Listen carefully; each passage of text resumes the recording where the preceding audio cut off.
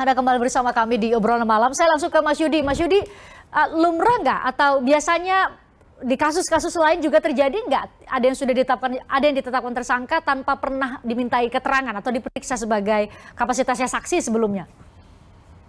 Ya, kalau Prof. Edi OS kan sudah pernah diperiksa ya di proses penyelidikan ya. Jadi tidak jadi masalah. Mungkin ini yang perlu disampaikan kepada pemirsa bahwa memang ada perbedaan antara penyidikan yang dilakukan oleh KPK atau yang terdekat kita lihat kepolisian ya. Ketika kepolisian misalnya terkait dengan pemerasan yang diduga dilakukan oleh pimpinan KPK sudah masuk penyidikan, namun tersangkanya belum ada karena polisi berpedoman kepada KUHP bahwa di dalam KUHP ya penyidikan adalah serangkaian kegiatan penyidik untuk mencari ya dan mengumpulkan barang bukti gitu ya untuk menemukan tersangka. Jadi dalam penyidikan yang dilakukan oleh kepolisian ketika naik penyidikan belum tentu ada nama tersangka karena penyidikannya adalah mencari tersangka. Tetapi kalau di KPK penyelidikan itu ya sudah menemukan alat bukti permulaan sehingga ketika suatu kasus naik ke penyidikan ya itu maka ya sudah ada namanya. Jadi dalam sprindik ya yang dikeluarkan oleh KPK ditandatangani oleh pimpinan sudah ada nama-nama tersangka. Oleh karena itulah maka strategi KPK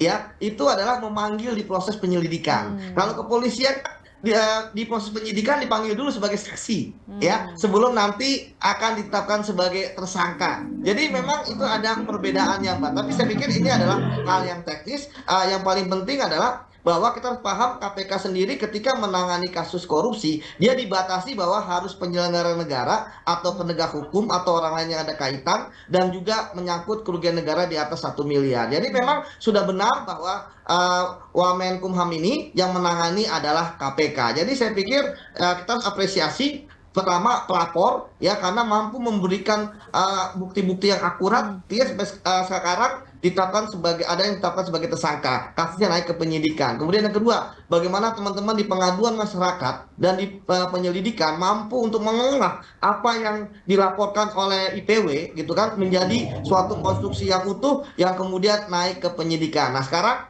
kita berharap bahwa kasus ini segera tuntas ya, artinya segera dilakukan penahanan misalnya ya terhadap tersangka supaya apa? Supaya kasus ini menjadi jelas gitu kan dan masyarakat tentu ingin kejelasan. Karena apa? Karena kan tadi terkait dengan ada pertanyaan pada saya. Bang, itu kok cuma 7M loh bang, ini sekelas Wamenkumham. Mungkin beliau ketika tadi benar dikatakan menjadi ahli gitu kan di persidangan ataupun sebagai akademisi dan sebagainya kan apa namanya mudah gitu kan untuk mendapatkan uang gitu ya. Nah, namun saya katakan tadi sekali lagi bahwa pasti ini ada kaitannya dengan kewenangan yang bersangkutan terkait dengan Wamenkumham seperti itu. Jadi kita berharap bahwa KPK segera untuk merilis gitu kan bagaimana sebenarnya konstruksi yang terjadi. Jangan sampai nanti jumlah ini menjadi persoalan gitu kan. Kita lihat korupsi yang lain kan sampai triliunan gitu kan ratusan miliar seperti itu. Jadi biar hukum itu kan juga ada asas keadilan seperti itu Mbak Pres. Ya, oke. Terima kasih Mas Yudi. Ini ke Bang Trimedia. Bang Trimedia ini kan tadi saya katakan ya, kan kalau digambarkan oleh Mas Boyamin bahwa ada permintaan pendapat, kemudian ia menyarankan menggunakan lawyer tertentu dan lawyer itu punya kedekatan. Kan itu.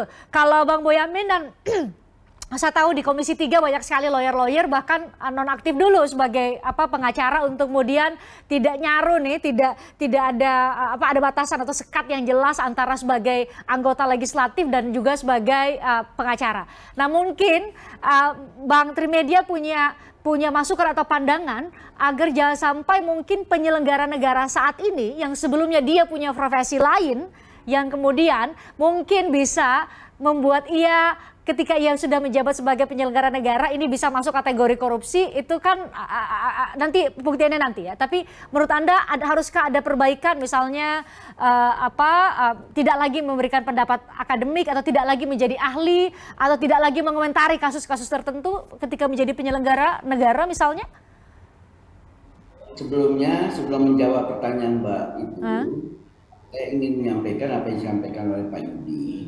Sepanjang pengetahuan saya, Pak Edi ini pada saat muncul laporan polisi, kemudian dia langsung datang mengklarifikasi, laporan ke KPK oleh IPW. Nah, karena setelah itu ada rapat di DPR, ketemu dengan Prof. Ed. Terus saya tanyakan kepada beliau, Mas sudah dipanggil KPK Mas untuk jadi saksi laporan Sugeng? Belum Bang, saya datang sendiri mengklarifikasi, bahasa beliau begitu. Dan itu kan bisa kita lihat dari gambar yang ditampilkan oleh BTV tadi kan, bahwa dia hadir, dampingi, dia menunggu segala macam. Jadi sepanjang pengetahuan saya itu beliau yang hadir. Nah, satu itu. Yang kedua, sepanjang orang melakukan profesi, yang tidak boleh itu kita terjun. Ya, Undang-Undang Advokat kan menyatakan bahwa tidak boleh terjun. Cuma Prof. Edi ini kan sepanjang pengetahuan saya, beliau tidak mempunyai kantor advokat. Ya, beda advokat dan aktif. Sepanjang pengetahuan saya, beliau tidak mempunyai kantor advokat. Beliau hanya selama ini selain dosen, beliau adalah saksi ahli pidana. Dan yang saya tahu honornya cukup mahal, Prof. Edi, ya, untuk Pak Boyamin ya, untuk menjadi saksi, apakah itu di tingkat penyidikan dan tingkat persidangan. Dan saya lah juga yang mengajak Prof. Ed ini menjadi saksi di Mahkamah Konstitusi pada saat silang sengketa hasil pemilu Pak Jokowi dengan Pak Prabowo tahun 2019. Disitulah orang kagum melihat Prof. Ed ini, bagaimana argumentasinya, kemudian bagaimana penguasaan bahasa-bahasa Latinnya, terpukau sekali orang. Karena dasarnya memang Prof. Ed ini orang pintar. Itu saya yang mengajak beliau menjadi saksi di MK itu. Begitu, Mbak. Oke. Mas Boyamin, oke, terima kasih Bang Trimedia. Mas Boyamin, ini kalau dalam kapasitas sebagai Wakil Menteri Hukum dan HAM, apakah semacam menjadi trading influence, jadi memberikan pengaruh, atau Anda katakan tadi ada koneksi, ada jaringan di aparat kepolisian yang lain atau aparat penegak hukum yang lain, sehingga itulah yang kemudian bisa mengkonstruksikan bahwa ia menyalahgunakan jabatannya sebagai penyelenggara negara. Seperti itukah konstruksinya? Ya, sebelum itu kan saya ingin tambahi tadi Pak Trimet tadi, bahwa Profesor Edi ini istilahnya ahli yang bayarannya termahal. Kalau ada artis bayaran termahal, maka ahli yang bayaran termahal adalah Profesor Edi. Itu saya jamin, itu benar adanya kalau itu.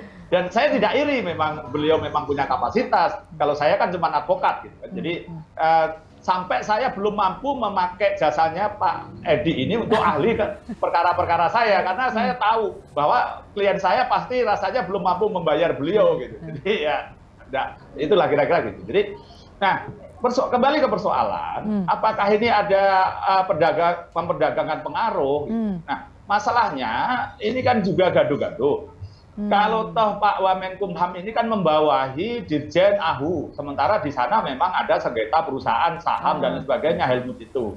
Jadi itulah yang garis irisan-irisan yang bisa kita pisahkan atau kita sambungkan. Dan juga waktu itu juga pengertiannya itu adalah karena kedekatan dengan pejabat-pejabat Polri yang bisa membantu perkaranya dari si Helmut misalnya. Tapi itu kan juga tidak semata-mata, makanya bahasa saya, kalau Anda sudah jadi pejabat, membantu orang boleh, tapi jangan minta bayaran, apalagi bahasa bayaran. Menerima terima kasih aja nggak boleh gitu. Pak Trimet itu kalau membela orang dalam kasus-kasus hukum yang menjadi korban, ya harus gratisan gitu bahasanya, nggak boleh terima hadiah aja nggak boleh, apalagi kita bayaran. Dan saya yakin Pak Trimet memang melakukan itu supaya tidak ada fitnah. Jadi itu loh maksudnya, ini persoalan-persoalan ini nampaknya, apalagi Tempo kemarin mengatakan ada rekening itu jumlahnya bahkan ratusan miliar, dan pernah dikatakan diambil berapa puluh miliar. Dan itu diduga, kalau saya boleh mewakili KPK, bisa jadi dipakai untuk kepentingan-kepentingan Pak Edi, kira-kira gitu dugaannya loh ya, sehingga berani menaikkan penyidikan gitu, bukan untuk kepentingan si lawyer tadi gitu. Jadi itu yang makanya official benefit itu atau pemilik akhir dari keuntungan itulah yang kemudian memperdagangkan pengaruh, dan pemilik akhir keuntungan siapa? Nah, nampaknya KPK barangkali dugaannya bisa merumuskan itu terkait dengan Profesor Edi.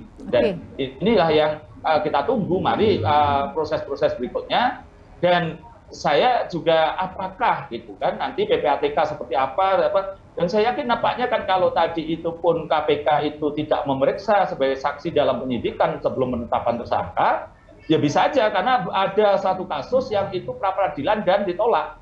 Karena itu betul wajib diperiksa sebagai saksi sebelum jadi tersangka. Tapi ketika perkaranya kuat, ya bisa aja begitu. Jadi pernah sekali itu ada orang memperadilankan begitu, tapi karena penyidik bisa membuktikan bahwa ini perkaranya kuat, kalau buktinya kuat penetapan tersangka, maka hakim juga melihatnya ya sudah tidak ada perdebatan lagi. Jadi tapi saya bisa memahami Pak Trimet tadi karena orang politisi, apakah ini pengumuman Pak Edi Harit itu sebelum pemeriksaan saksi ini sebagai posisi tawar antara KPK dan Mabes Polri, gitu kan kira-kira Pak Trimet gitu. Saya sebenarnya tidak suka melihat saling sandera, tapi saya itu kan biasanya tidak punya kewenangan dan kalau paling-paling bisanya mengadu domba gitu. Ya tidak apa-apa kalau ini saling membongkar kan bagus-bagus saja gitu. Pekerjaan saya agak ringan Pak Trimet, bisa pensiun ini kalau saling bongkar gitu. Masih. Bang Trimet, saya minta tanggapan Anda dong soal itu. Apakah kemudian kasus ini juga kemudian dikait-kaitkan dengan konteks apa saat ini, apa tadi istilah Bang Boyamin? Antara Mabes Polri dan saling juga... sandera, saling bongkar. Oh, saling bongkar. Nah itu istilah Bang Boyamin ya, bukan istilah saya. Tapi mungkin Bang Trimedia bisa memberikan tanggapan. Dan itu kan kita lihat dari perkembangan yang rame-rame ini. Saya kan ini feeling saya dua Mbak. Feeling orang hukum, lawyer, dan feeling politik. Nah, sehingga saya sampaikan seperti itu. Mudah-mudahan aja tidak, sehingga tidak ada saling menyandra. Kan mudah-mudahan tidak. Nah, yang kedua, bagi saya yang paling penting, KPK ini sudah berhitung bahwa yang ditetapkan tersangka ini ahli hukum pidana. Ya. Dugaan saya, Prof. Edi ini melakukan pra peradilan. Nah, semoga KPK sudah siap seandainya Prof. Edi ini sudah menerima penetapan tersangka, beliau melakukan pra peradilan. Kalau memang KPK sudah siap, ya monggo. Tentu kita tunggu berikutnya perkembangannya sehingga kami bertiga diundang lagi di TV ini. Ya. Nanti kita undang lagi kok Bang Trimet. Nah, Mas Yudi terakhir sekali soal trading of influence tadi, apakah mungkin bisa sampai di sana juga nggak tuh? Selain kemudian menerima suap atau dugaan gratifikasi, mungkin karena itu nggak? Ya. Sebenarnya saya katakan kan itu salah satunya kenapa orang mau memberikan uang suap, kan nggak sembarangan orang, kan nggak ada tiba-tiba ada orang ngasih kita tanpa ada motif gitu kan. Nah di sini mungkin orang yang memberikan uang tersebut melihat bahwa posisi beliau gitu kan, baik status jabatan, keahlian, pengalaman, relasi gitu kan, jaringan itu bisa untuk memenuhi motif atau keinginan dia ketika memberikan uang. Jadi untuk mempermudah akses dan sebagainya. Seperti itu Mbak. Tapi lagi kita harapkan PK segera mengumumkan secara resmi bagaimana konstruksi kasusnya. Seperti itu Mbak. Supaya lagi-lagi saya mau ingatkan bahwa Prof. Edi ini biasa menjadi pakar hukum pidana atau ahli hukum pidana di beberapa kasus lain. Jadi kata Bang Trimedia nanti harus siap-siap KPK dengan logika hukum yang mungkin dikonstruksikan di pra peradilan atau di upaya hukum berikutnya yang bisa dilakukan oleh Prof. Edi. Bang Trimedia sukses di Dapil. Terima kasih sudah mau join di obrolan malam. Mas Yudi juga terima kasih. Mas Boyamin juga terima kasih. Saya selalu buat Anda bertiga. Saya juga mengucapkan terima kasih buat Anda pemirsa yang sudah nonton kami. Saya Christian Grich. Sampai jumpa.